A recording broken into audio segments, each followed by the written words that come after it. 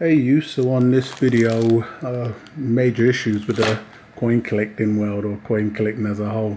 Figure out the title in a moment. Just going to be going over a few questions I've had and varying and giving out my opinions on the situations I'm going to be raising. So I'd like to say, if you haven't done so already and you like what you hear/see, please do go ahead and subscribe. So jumping straight into this one, there's just going to be a number of questions I've had, not so much negative, either publicly in the comment section or being asked about out of the comment section, and just give my thoughts and opinions on them. So we'll take a look at some coins in the background as we do this. So we've got the Perth F15 Privy coin here. So the first one was going to be, why I'm knocking, or, I've done a video on this before. Well, not technically knocking, but, I'm not speaking positively, or why can't I see what others are seeing when they're looking into a coin? And I'd say, we can all pick up a coin. For instance, somebody could like this coin, and our likes can differ. You could be extremely passionate. I can like it because I see the potential, being a cowboy, not emotionally attached. Just like because I think I'll be able to sell it to somebody who likes it a lot more for a profit. This is how our likes differ. So I can totally understand when somebody really, really likes something and I may say something against it, or something they deem negative that's going to impact the coin in a major way. First off, I'd like to say I by no means have that type of power. And as you can hear, we still got a lot of noise going on out the outside. If that was the case, I'd love to be able to say this coin's going to be a winner tomorrow and pick up 5,000 of them.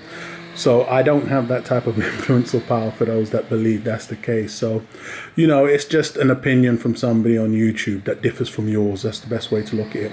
But I'll go in a little bit further and break down as to why, for instance, I can give my support towards, I think one of the coins or collector coins I last really spoke positive about was the Rwandan coins. And I gave my reasons as to why I like these coins. And we'll see why. I try to use as much logic as possible and not go too much off of strong, passionate feelings. And that was, I like their model, and I'll break it down. Their model, as I've said before, was 3 coins in the range, 3 1 ounces, straight away there. It's great. I see that as a great model. It hits one of my tick boxes because there's no oversaturation. 3 1 ounces, you get a BU silver, you get a proof silver, and then you get 1 gold. When we're talking finishes, we're going same metal, so silver and silver, but we get a proof, which everyone can appreciate. I liked their mintage model, which was unlimited. I've already explained this before, which fed everybody that wanted to get in, liked the designs, but maybe couldn't afford gold or the silver. So they're unlimited on these, which, you can find short on mintages if they release them. 1,000 on the silver, which I think is about right, so it's a fair enough mintage. And 100 on the gold, which I thought was fantastic. Introduced a new low mintage model for many to maybe follow or take note of. I think 100's low, 250 is good if you've got a blazing in-demand coin. I think that's my cap when we're talking gold. 250, anything past then. And remember, these are, as I always say, tiny numbers for a worldwide audience. 100, come on, who has more than 100 Facebook friends that they can convince, So, and that's from a private mint. This is a coin collection that I spoke positive about. So there's no, that's the criteria. Now, when I was speaking against something, it would normally be based on something I was speaking in defense of. So for instance, if it was I've spoke against coin series that I've been speaking with people and have told me, look, you're going to end up wrong. And it's great that we can have this, agree, disagree discussion with one another via text. And it was the Chi-Wu, that was the last ones. And I was asked what was my issue with them, what was my beef with the Chi-Wu coins. And straight away I said, look, well, I felt they got into bed with the dealers way too soon. And there's nothing wrong with that, because as the producers, the mints, if they release this coin and they see it doing well, they take that as a success. So they believe more people now want it. So they have to feed the success, feed the demand. So they create smaller categories, quarter ounces. A lot of the times they don't deliver the full lineup straight away. I believe that's also rather deceiving. So you'll get the 1 ounce, for instance. If it does okay, then they'll produce a quarter ounce or something like that. And that's what I saw with the Chi-Wu coins. Oversaturation. They brought one out, then they started milking them with even got into those, regardless of what the series was, whether it was the Dynasty Warriors, their Lunar coins. I just saw oversaturation, and they done the smaller fractional gold coins. It wasn't for me. Another one I had done a video on, the only one that I've really done a negative video against was I think it was the Czech Lion coin. I also said the same thing there. I didn't believe it was going to be anything. In fact, I thought it was bad. I believe that was by a government mint, but I just couldn't see it. Once again, with the large sizes, a massive size range for a start off early coin, I don't think coming in that hard and large is too well. I've said the same against the current one, which is the Germania. You know, these coins have done well, and you don't see them in space blue or, you know, green blast and purple rainbow and all this kind of colors. I just see that as exploiting a semi-good thing when you do good at marketing. And so I believe they also oversaturated and went way too heavy on just really milking the market. The problem I saw with that, if somebody was asking my opinion, is that I said, look, if there's any type of buzz, especially for the private mint ones, you're going to want to liquidate as soon as possible. And many would say, well, no, look, I think it's going to go on forever. All we need to do is wait and see. You know, another one would always be somebody picking up a load of these collector coins, believing that at a later date we're going to get a repeat cycle. You know, the collectors are going to come back. And I think I've put it out there before that that's not going to be the case. And this is why I haven't been picking up a lot of the coins. And when I'm asked my opinions on certain coins, it's just really out there. You know, a coin mintage coming out now, and this is even from some of the comments I received on my last video. A mintage of a coin coming out now on a mintage of 1,000 coins in silver, 100,000 for instance, is way too high. You know, I know somebody that spoke with a dealer recent, speaking on the Goose coins in Canada, Royal Canadian Mint, and you know, the dealer that had this exclusive was saying, well, if they could sell all 100,000, they're going to get the limit removed and make the limit higher. And so this is great for the producers and the dealers, but it's, I would say, not great for the end user, which is you getting into it. If it's sold with a limited low mintage, there should be no reason why you break that. Only greed on the other guy's side, so you know, their side. So this is the issues that I was having with these coins. So I don't see a lot of the new producers or new coins that are being released coming out and breaking away from that. If anything, I'm seeing them doing a lot more opportunistic tactics and moves, you know, a lot more shady moves. And this is why they have a love-hate relationship with my channel when it comes to it, because I'm going to say what I see. And, you know, they'll do things like sneak attacks. Like, if we can get as much coverage as possible, we can churn out and milk as much as possible. But I can guarantee you, these coins are not going to do anything that you've seen a lot of these other coins do. And if they get anywhere near that, my advice is liquidate while you can, because they're going to tank very hard, especially if you're paying a large premium for these pieces.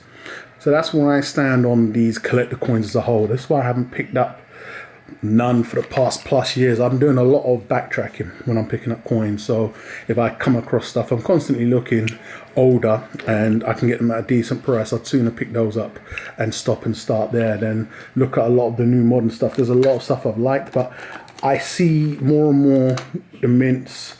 You know, you have the Royal Mint now with the low mintage approach, which I was touched upon in my last video. Nothing wrong with that, but I believe their access to this is, if we can draw them in with lower mintage and increase the price, it's like a trade-off. Would you want a low mintage and a high price? I think that's what ultimately killed the whole collector coin market, modern collector coin market.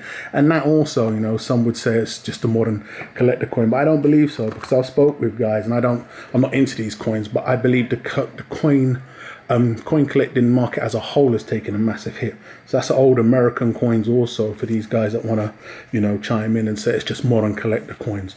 Coin collecting as a whole has taken a massive hit because there's lack of interest and people's priorities seem to be elsewhere right now as a new generation come along and just don't see it for what it really is. So I think that's definitely taken a massive effect. But my thoughts and opinions ain't going to change. I still do the good, bad, ugly, hot or not videos, but I tend not to do them as scheduled no more, because it's somewhat of a promo, and if I'm not going to really be going all out, I'll just save it and just incorporate it into videos like this on the current hot coin that I'm getting loads and loads of questions about. But you know, you have to be very wary and careful, and I just tend to look at it like that, not so passionately. I don't look at it first as a passionate collector. If you're going to look at it like that, then you know, the Perth Mint's the best, all the rest of the imitators, copies, yada yada yada. I mean, just take a look at the Lunar Series 2. As complete, all holders of that series right now, what was you willing to do? Hold on forever? Because that's your only option right now. And you know, that's a lie. We like to tell ourselves, if you like them because you're a passionate collector, then by all means. But there was a lot of coins in the beginning that if you had to backtrack, you had to pay a premium for. Would you be able to receive that premium now if you went to resell?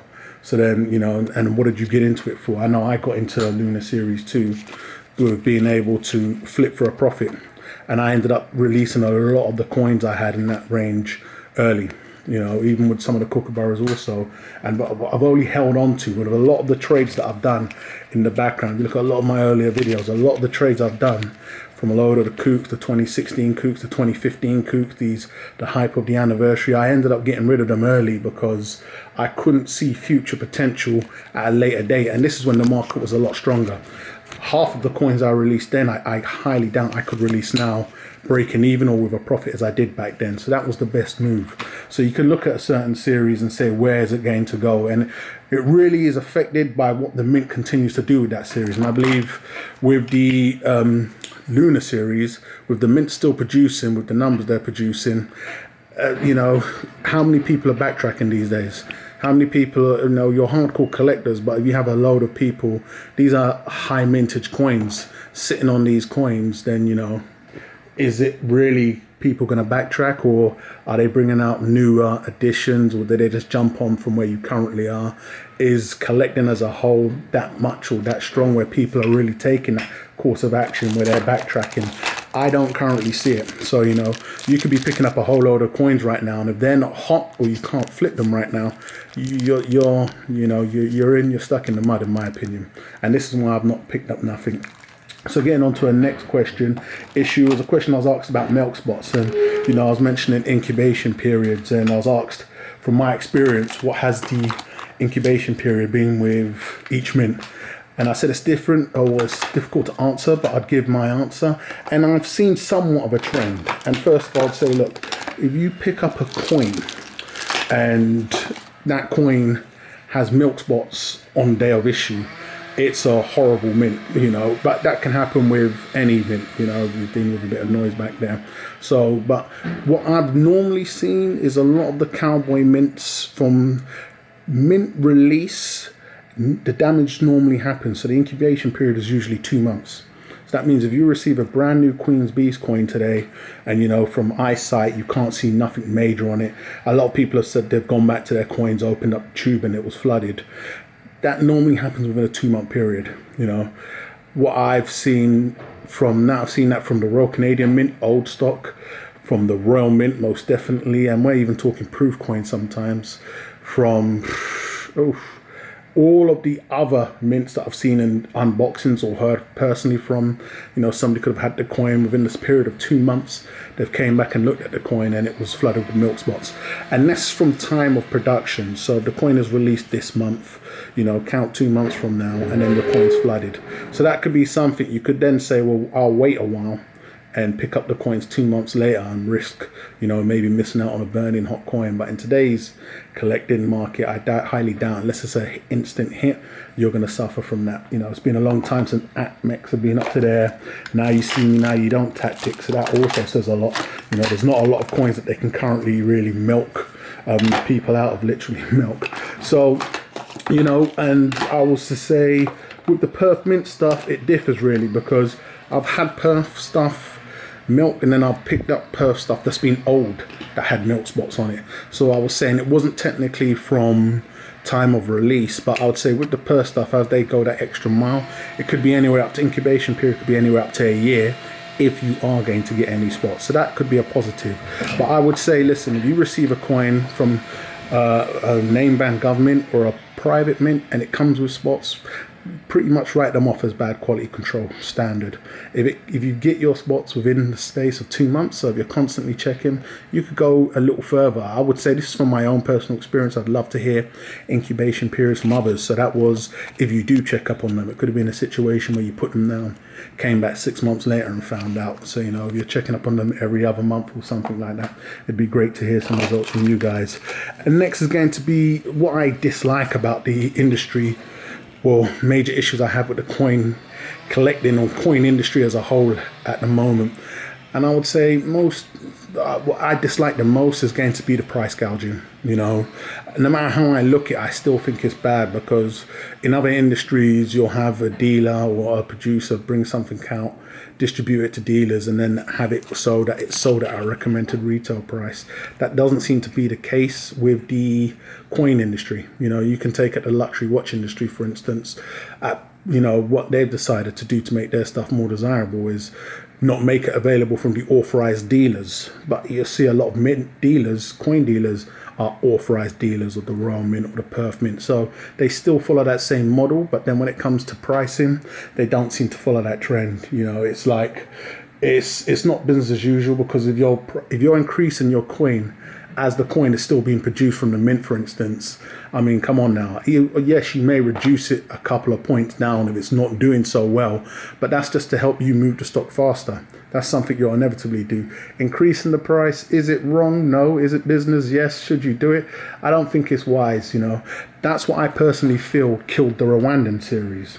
You know, they didn't suffer from the things that I dislike the most when we're talking crazy overproducing, oversaturating coins. What happened there was it was going so well. People may say it was overhyped, but it was going so well because of the model that I explained, that the only thing dealers could have done, you know, there was no Amex exclusive quarter ounce or small blister carded gold coins, is start gouging on the price. So if they don't get you on one end, i.e. oversaturation, they'll get you on the other. And this is what I mean by that's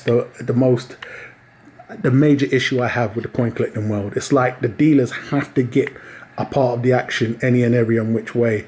You get the coins at a discount, you sell the coins. You know, they played a massive role in destroying the market as a whole, modern coins and old coins. And if that doesn't change, then it's just wait as usual. This is a precious metal games. I don't know many people that are involved in this and, you know, pick up the copper nickel and just look past gold and silver because they're way expensive. They love the hobby. They can get a kookaburra and copper, nickel, bronze, copper. They're happy with that. So, you know, many are here for the gold and silver, but, you know, there are also many. I'm just speaking on behalf of those. But these are the major issues that I currently have with the whole coin collecting industry and world, and stressing the issues that I've had and replying to some comments via video. But let me know any major issues that you have with the coin collecting as a whole at the moment, whether you're still involved actively, and what your current position in anything that I've brought up today. So if you can add or take anything away from that, please do let me know down below in the comments. So I'm going to wrap this one up, guys. I'm not sure if this is one of the moody coins or not. Let me know your thoughts and opinions. Please, once again, please do go ahead and subscribe if you haven't done so already. And I'll catch you guys on the rebound.